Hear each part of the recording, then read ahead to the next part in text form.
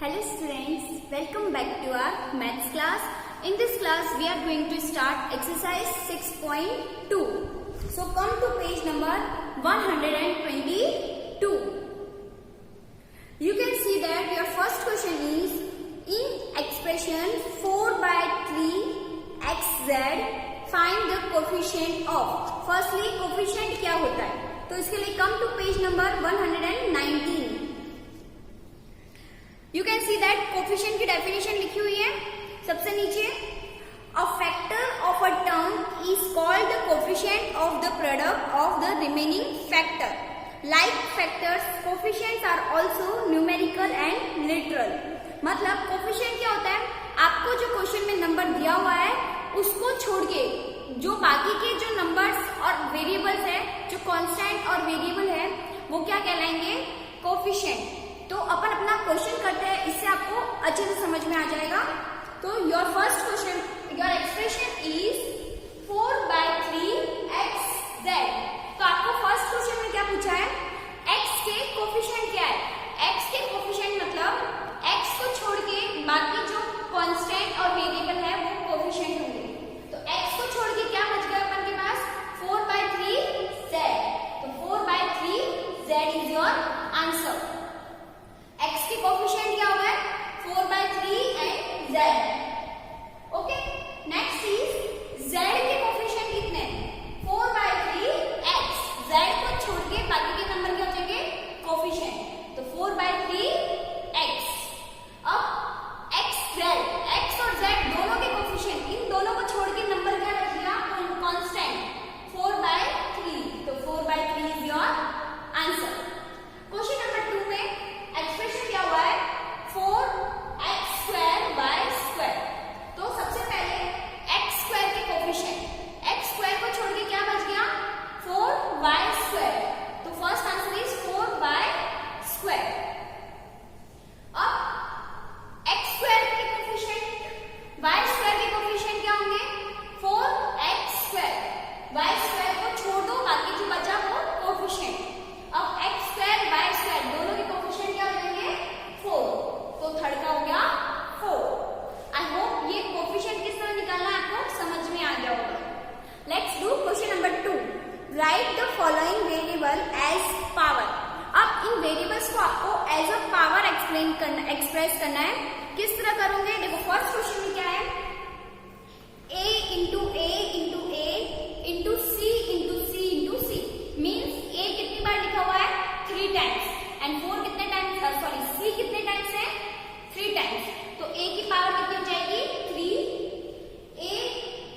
a की power कितनी हो गई, 3 इंटू c की पावर कितनी हो गई, 3. नंबर जो वेरिएबल जितनी बार है बस उसको उस पे पावर लगाना है. नेक्स्ट बी में p कितने टाइम्स लिखा हुआ है, 1 2 3 4 5 टाइम्स लिखा हुआ है p. तो p की पावर 5, p की पावर 5 इंटू q कितनी बार है, 2 टाइम्स. तो q की पावर 2. x में x कितनी बार है, 4 टाइम्स. तो x की पावर कितनी हो गई, x की पावर हो गई 4 इंटू y कितनी बार है, 4 टाइम्स. y की पावर 4 इंटू z कितने टाइम्स है, 4 टाइम्स. तो z की पावर भी हो गई 4.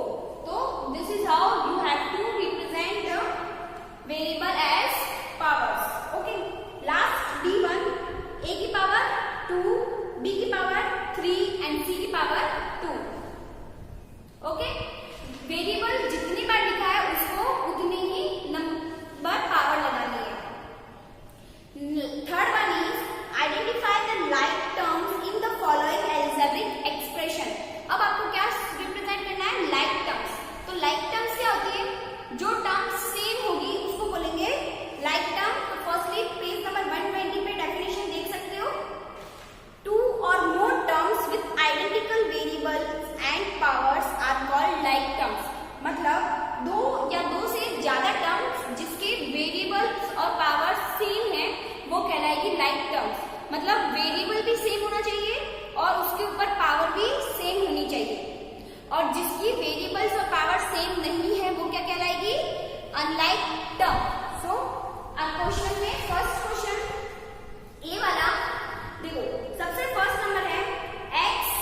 Y square z. Next is, इसमें सिर्फ आपको वेरिएबल और उसकी पावर को ही देखना है, कांस्टेंट नहीं देखना है। कांस्टेंट मींस जो नंबर दिया है, ओके, सिर्फ वेरिएबल और पावर को ही अपन कंसीडर करेंगे। तो next is 4y square x z. Next is minus x y cube z and last is minus 5x y square and z. तो ये आपको क्वेश्चन दिया हुआ, इसमें लाइक टर्म्स कौन सी है? लाइक मतलब जिसकी वेरिएबल एंड पावर सेम हो। तो सबसे पहले लाइक टर्म हो गई अपनी x y square z, okay. अब और कोई वेरिएबल है जिसमें सेम वेरिएबल और पावर हो? यस, 4। आप इसका ऑर्डर नहीं देखोगे, सिर्फ वेरिएबल देखो, यहाँ पे x था तो यहाँ पे भी x है, वाई स्क्वायर और जेड। आगे का कांस्टेंट नहीं देखना है, वो कुछ भी होगा चलेगा, ओके। लाइक टर्म्स में आपको सिर्फ वेरिएबल और उसकी पावर को ही कंसीडर करना है। एंड एक और टर्म है minus 5x y square z. देखो x वाई स्क्वायर जेड, इन तीनों में भी यही वेरिएबल्स और उसकी पावर है, इसीलिए ये तीनों कैसी है? Like term. यहाँ पर आपको टोटल 4 टर्म्स दी हुई थी, 4 में से 3 लाइक हो गई, एक कौन सी टर्म नहीं आई है? Minus x y cube z, because the y की पावर कितनी है? 3 और अपने यहाँ पे कितनी है? 2 ही है, इसीलिए वो वाली टर्म इसमें इंक्लूड नहीं होगी। Next b1। b1 में लाइक टर्म्स कौन कौन सी हो गई? b स्क्वायर ax, तो b स्क्वायर ax। अब इसके जैसी और भी टर्म्स हैं। Next is again minus 6ax b square. तो देखो b स्क्वायर है, इसमें भी है ax। आगे की कांस्टेंट को कंसीडर नहीं करेंगे, ओके। तो नेक्स्ट आगे minus 6ax b square and third है 4x ab square. Variables and उनकी पावर सेम होनी चाहिए, कांस्टेंट को कंसीडर नहीं करना है। सी में कौन कौन सी हो जाएगी like terms? 2l n square n cube और एक हो गई minus 8 n cube n square l, okay. बाकी के टर्म्स अनलाइक है, इसीलिए उसमें कंसीडर नहीं करेंगे। डी वाला आप लोग ट्राई करोगे, okay. Next is 4th one, identify the monomial, binomial and trinomial in the following. सबसे पहले मोनोमियल टर्म किसको बोलते हैं, बाइनोमियल किसको बोलते हैं और ट्राइनोमियल किसको बोलते हैं? Come to page number 120। देखो मोनोमियल क्या होता है? A polynomial which contains only one term is called monomial. जिस पॉलिनोमियल में सिर्फ एक टर्म होगी उसको क्या बोलेंगे? मोनोमियल। तो जैसे एग्जांपल दे रखा है माइनस 4x फिर 3 9yz, इनमें सब में एक ही टर्म है, इसीलिए ये कैसा है? मोनोमियल। बाइनोमियल में क्या होगा? A polynomial which contains 2 terms is called binomial। जिस पॉलिनोमियल में 2 टर्म्स है वो क्या कहलाएगी? बाइनोमियल। तो y square plus 3xy example में आप देख सकते हो। Next is trinomial. ट्राइनोमियल में जिसमें 3 टर्म्स है, ओके। तो कम टू पेज नंबर 122, अपने एक्सरसाइज है 4th क्वेश्चन। फर्स्ट टर्म देखो x cube plus x square y plus x. तो यहाँ पे आपको कितनी टर्म्स दिख रही है? 3 टर्म्स। तो ये 3 टर्म्स को क्या बोलेंगे? ट्राइनोमियल। तो देखो फर्स्ट में मैंने लिख दिया ट्राइनोमियल, ओके। b1 देखो 6x स्क्वायर वाई क्यूब। तो ये पूरी कैसी टर्म है? एक ही टर्म है, तो ये क्या है? मोनोमियल। तो b में क्या आएगा? मोनोमियल। c में देखो कितनी टर्म्स है? 2 टर्म्स है, तो ये क्या है? बाइनोमियल। एंड d में 3 टर्म्स है, तो ये क्या हो जाएगी? ट्राइनोमियल। ये आप लोग लिख देना, okay. Last question 5th one, evaluate the following. अब आपको क्या करना है, इसमें इवेल्युएशन करके वैल्यू फाइंड करनी है। Your question is 2x plus y divide by 4, okay. जहां पे x की वैल्यू कितनी है? 6 और y की वैल्यू कितनी रखनी है? 4। जहां पे भी x दिख रहा है वहां पे क्या लिखेंगे? 6 और y की जगह लिखेंगे 4। तो देखो 2x की जगह कितना लिखना है? 6, बीच में प्लस, y की जगह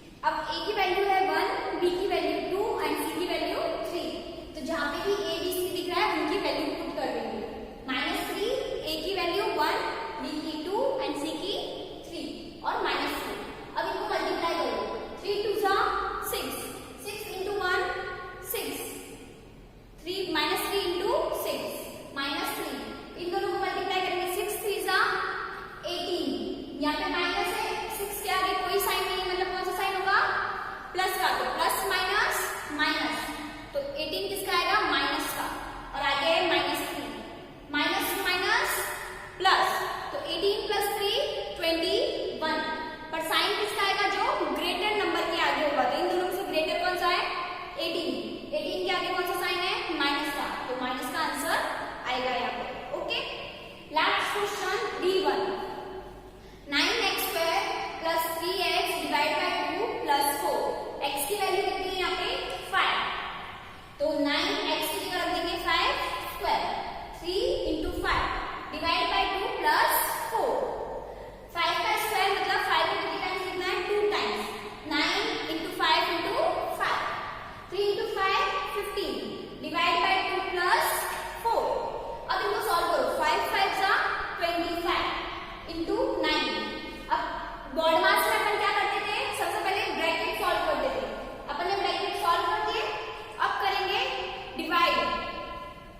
ओके, यहाँ पे ऑफ है ही नहीं तो ऑफ के बाद में डिवाइड, तो यहाँ पे डिवाइड इन दोनों नंबर के बीच में, तो इन दोनों को डिवाइड करेंगे, सॉरी 15 डिवाइडेड बाय 2, तो 15 को डिवाइड करेंगे, 2 की टेबल में 15 नहीं आती है, उससे छोटा क्या आता है 7 टाइम्स 14, 15 में से 5 में से 4 गया 1, 1 में से बन गया 0। अब 1 से डिवाइड नहीं कर सकते, यहाँ पे क्या लग जाएगा पॉइंट, तो यहाँ पे लग गया 0। 2 की टेबल में 10 आता है 5 टाइम्स, तो यहाँ पे आंसर कितना आ गया 7.5, तो यहाँ पे लग गया 7.5 प्लस 4। अब इन दोनों को मल्टीप्लाई करो, 9 into 25 कितना आएगा 225 प्लस 7.5 प्लस 4। अब इन तीनों को प्लस करेंगे, 225.00, पॉइंट के बाद कोई नंबर नहीं है इसलिए क्या लिख सकते हो 0, 7.5 4.0, 0 0 5 0 को प्लस करोगे कितना आएगा 5, 7 5 और 4 इन सबको प्लस करोगे कितना हो गया 16, 16 का 6 1 कैरी, 2 प्लस 1 3 और 2, तो आंसर कितना आ गया 236.50, तो 236.50, तो इसकी वैल्यू कितनी आ गई 236.50। आई होप आप लोगों को एक्सरसाइज 6.2 समझ में आ गई होगी। That's all for today's lecture, have a great day.